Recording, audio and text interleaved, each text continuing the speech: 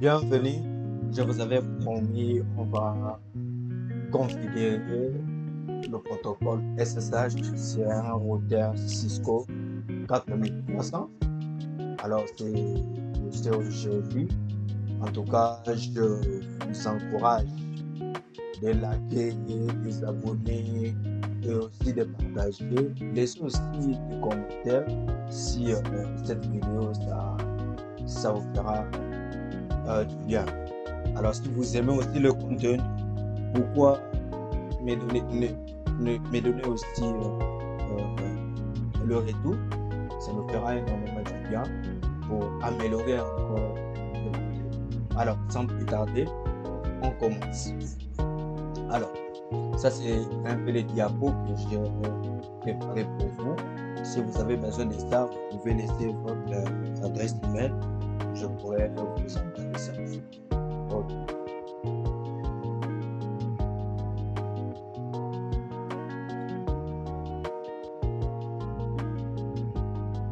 Ok. Ça c'est une brève aperçu du SSH. SSH signifie Secure Shell. Donc c'est un protocole de communication sécurisé. La protection, le protocole de connexion impose un échange de clés de chiffrement en début de connexion. Alors, je m'explique. Lorsque tu veux te connecter avec SSH, au préalable, après dans la configuration, vous allez mettre le système de cryptage de clés. Et cette clé-là, ça sera subdivisé en deux, en paires, pour le serveur et le client. Vous me comprenez? Donc, lors de l'authentification, le protocole partagera sa paire de clés à la personne qui veut se connecter. Alors, c'est une possibilité aussi qui donne une grande méthode de sécurisation. Parce que si tu n'as pas la clé, tu n'auras pas la possibilité d'accéder. Voilà. Par la suite, tous les segments TCP sont authentifiés et chiffrés. Il devient donc impossible d'utiliser un analyseur de paquet sniffer pour voir ce que fait l'utilisateur. Ça, c'est le protocole SSH de la version 2 qui est vraiment sécurisé par rapport à la version 1. Ici, même s'il y a une personne qui est au milieu pour intercepter ou bien pour voir ce que l'utilisateur est en train de faire, il ne pourra pas voir ça. Le protocole SSH a été construit avec l'objectif de remplacer les différents protocoles non chiffrés comme RDogi, Telnet, RST et puis RSH. Historique, je vous épargne de ça. Comme je vous avais dit, il y a la version 1 et la version 2. La version 1 a été créée en 1995 et puis la version 2 a été rééditée en 2006. Voilà, on a aussi la vérification des clés. Comme dit, le serveur détient aussi des clés privées. Il utilise cette clé et permet donc au client d'identifier la clé publique et de savoir si cette dernière est constante au fil du temps. En effet, la première condition, l'agent SSH stocke la clé dans un fichier et vérifie que la clé ne se change pas. Si la clé change, un message d'alerte indique la différence entre la clé calculée et la clé stockée et demande à l'utilisateur de continuer ou d'abandonner la connexion. Ça, c'est une meilleure système de protection. Donc, avant que les clients se connectent dans les serveurs, il faut que l'authentification se fasse à travers du clé et la vérification. Ça, c'est très pertinent et très important. Deuxième point, soit le serveur a été mis à jour, réinitialisé ou a changé de clé, et le chargement est légitime. La connexion peut donc être poursuivie. Soit un pirate s'est fait passer pour le serveur pour récupérer des informations de confidentialité. La connexion doit être abandonnée. Ce système de clés hautes empêche la première connexion, les attaques de Léon du milieu. Donc, ce système de vérification de clés est très important parce que ça permet que les hommes du milieu soient empêchés. Voilà, ça c'est... On va passer directement dans une partie implémentation sur un routeur, 4 premiers instants. Alors, la première des choses, il faut entrer d'abord dans le mode de configuration. On est dans Enable. Après Enable, on va aller dans la configuration globale. Et puis, il faut créer un utilisateur. Je crée l'utilisateur Indetect et puis je lui donne le password. Ici, le password est en clair. Je vais maintenant chiffrer ça. Voilà pourquoi j'ai utilisé Service Password Encryption. Et puis, le client qui va se connecter dans le serveur, je vais mettre le mot de passe dans Enable. Parce que si tu ne mets pas le mot de passe, même s'il se connecte dans le serveur, il n'aura pas la possibilité d'aller dans le mode de configuration. Voilà. Enable password. Après Enable password, je fais IP SSH version 2. C'est la version 2 qu'on va utiliser. Alors, après ça, il faut créer maintenant le domaine. IP domaine name ndtechnologie.lab. Je crée maintenant la clé. CryptoKey général RSA modulus. J'ai mis 2 gigas. J'ai mis 2 gigas pour la taille. Voilà, pour la taille, que ce soit trop grand. Et puis maintenant, on va aller dans Line VTI, la ligne où SSH va être utilisé. Line 0.4. Et puis, je fais transport import SSH. Et puis, transport output SSH. Et puis, une chose que j'ai oublié, il faut faire à la fin login local. Voilà, ça c'était un peu le diapo que je vous avais prévu. Alors, on va aller directement. Je double-clique mon mode externe. Je vais aller dans session. Je vais aller dans session parce que mon câble le câble est plutôt console est déjà connecté dans le routeur. Je suis en train d'utiliser le routeur physique. Voilà. Je vais dans série A. Je choisis série A comme 3. Et puis je fais OK. Voilà. Initialisation en dehors. On attend. Je dis non. Parce que ici, ça me demande est-ce que le routeur peut configurer le préalable initial automatiquement. J'ai dit non. Moi-même, je vais configurer. Voilà. J'ai dit non. D'accord. Voilà.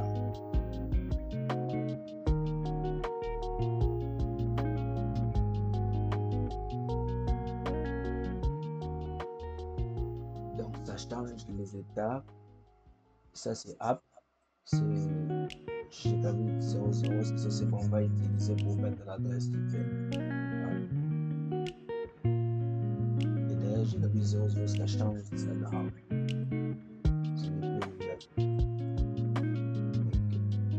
On attend un peu. Voilà. On est là.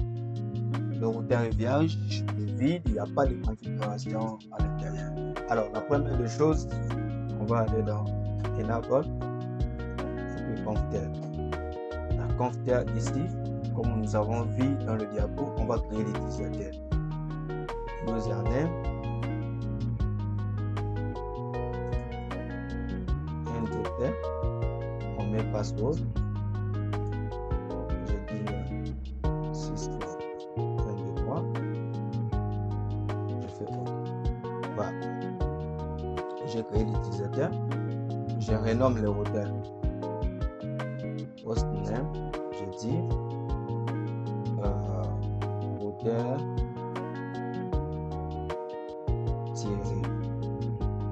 lab 002. Voilà. Alors, qu'est-ce qu'il faut faire? IP domaine j'ai dit un de technologie point là. Ok, c'est bon. Après là, je fais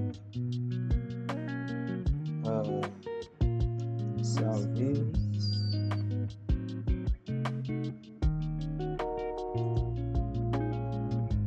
password encryption.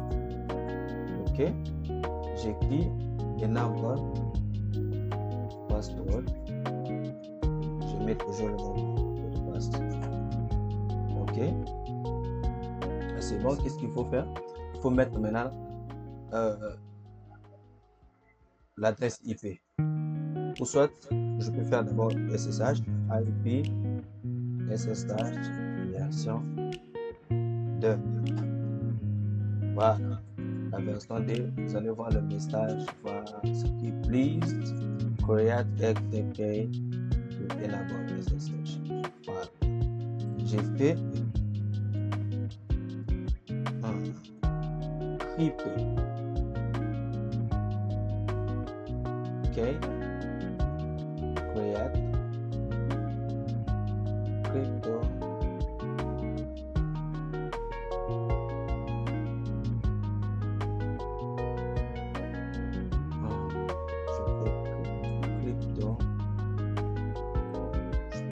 C'est pas un péché. Crypto key. Yeah. Crypto key général RC modulus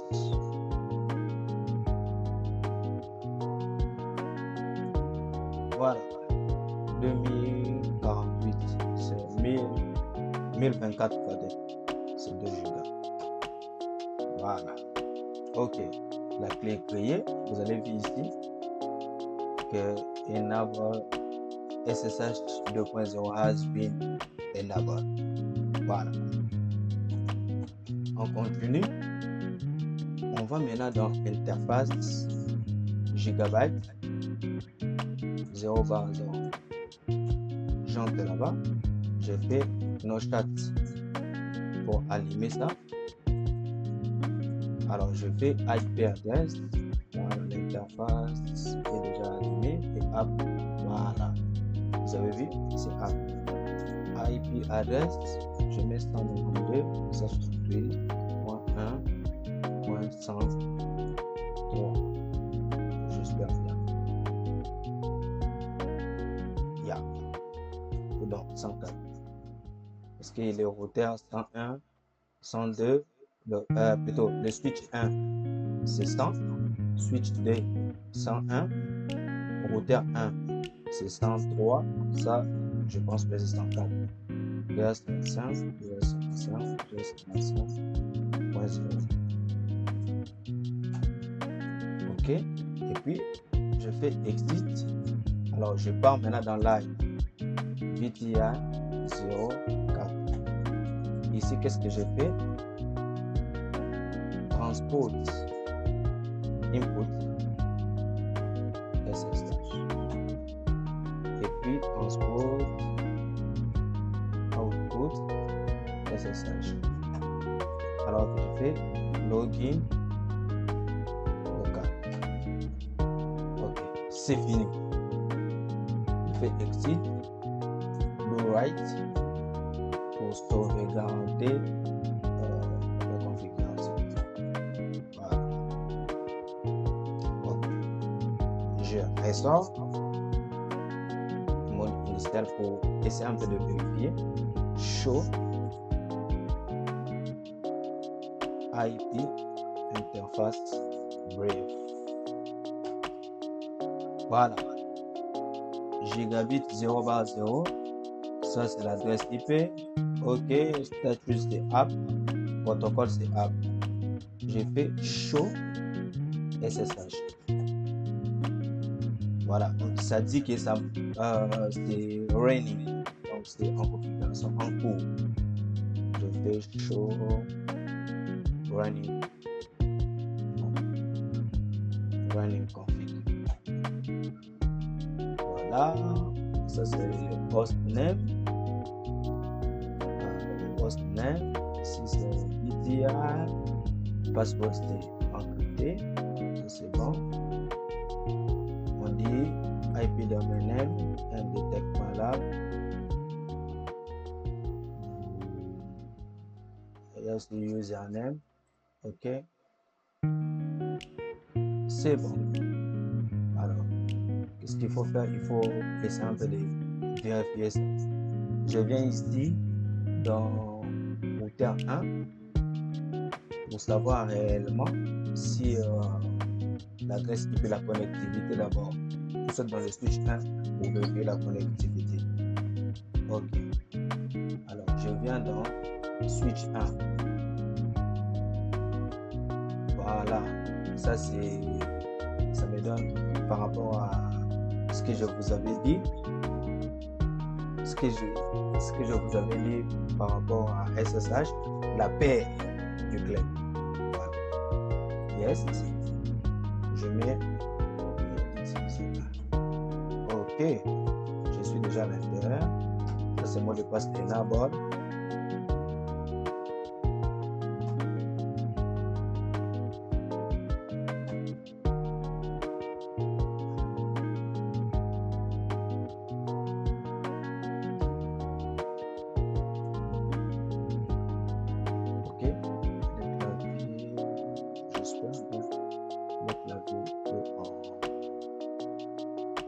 En anglais, si je comprends.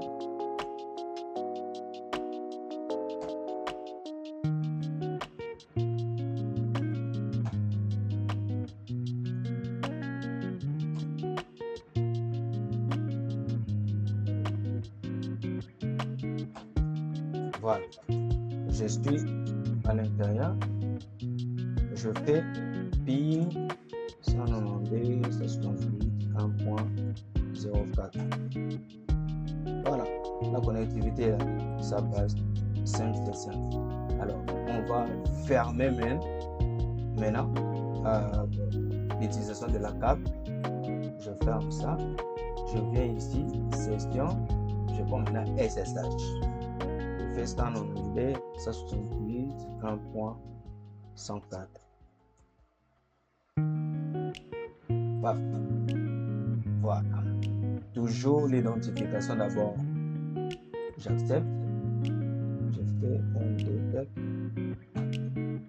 Je mets le mot de passe. OK, c'est enregistré. Cisco. Voilà. Je suis à l'intérieur du routeur 2.